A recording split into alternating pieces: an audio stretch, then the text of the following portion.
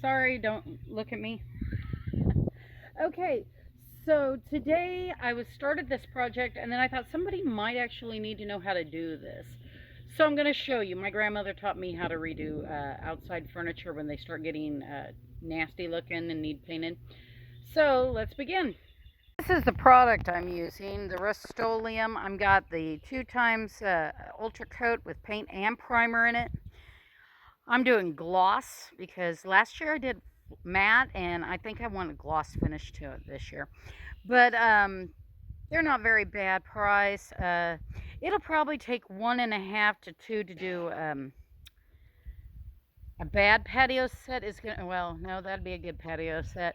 A set that really needs a lot of work may take up to 5 for the table and the 4 chairs, up to 4 chairs.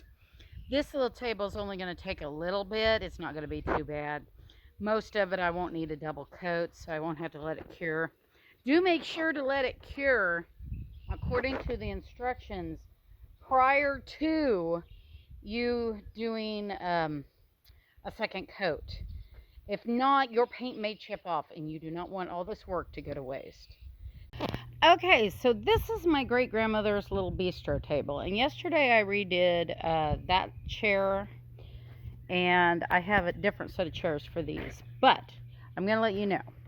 Okay, so there's quite a bit of rust on it, and I've been working on it, so I wanted to show you how you do this.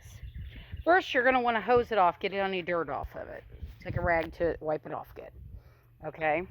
Then you're going to want to flip it upside down. Always start at the bottom. It's just easier to do. I paint them upside down and then flip them over later too. You're going to want to use something to sand this off. So this would have been so much easier, but my battery was dead. So we had to do it the old-fashioned way. So I have a kitchen scrubber, and that I use to break off any paint and get as much junk off of it as I can, back to the basics. Then, good old steel wool. If you can't find steel wool in your little town, go ahead and get you some SOS pads. You'll just have to wash them off really well before painting. Okay. So, first, I remove all the big pieces and chunks.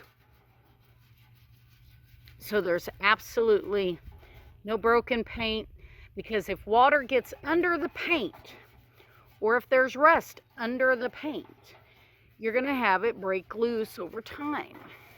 So you want to remove that as much as possible. Then you're going to want to take the steel wool and you're going to want to get rid of all the rust, surface rust, down to nothing but bare metal.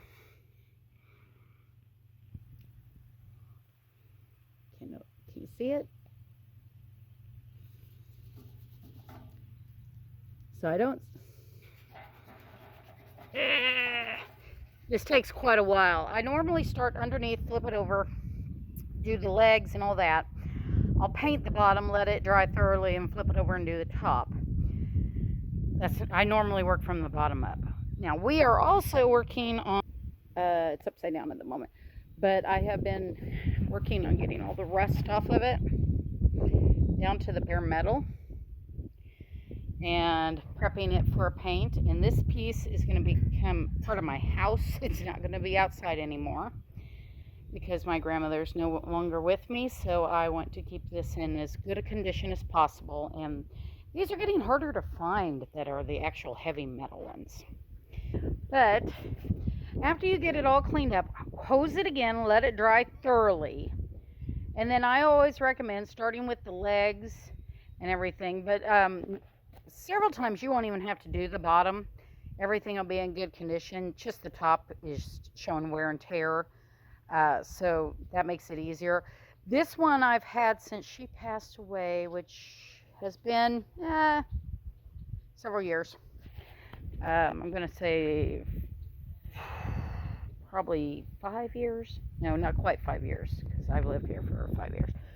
So anyway, once I get it all dried up, hosed and dried, then it'll be ready for the repaint. I'll be flipping it over and starting on the underside first because I've already scrubbed that part thoroughly, and then work my way to this section. And then this will go back on my wooden deck outside the door with the little chairs that match it for a cute little bistro set and somewhere to just sit right on the deck. And then I got to get more paint because I don't have enough paint to paint that. I bought that last year or the year before, I can't remember. And it's just looking terrible, and it's about to become black. And then I'll have to get my umbrellas out because it's almost that time of the year. And then Storm took off with my smoker, and the smoker needs repainted this year. It's pretty bad, but there you go. That's how you redo them. Simple, easy. And then when you get done with them, you have results like that. Isn't that pretty? Doesn't that look nice? It looks brand new. So, starting the patio this time of year, and this is the first thing I always do is touch up and paint anything that got damaged over the winter. I think I may make covers for them this year. Really, Jed? Right on camera. There's Jed. Hi, Jed. Hi, baby.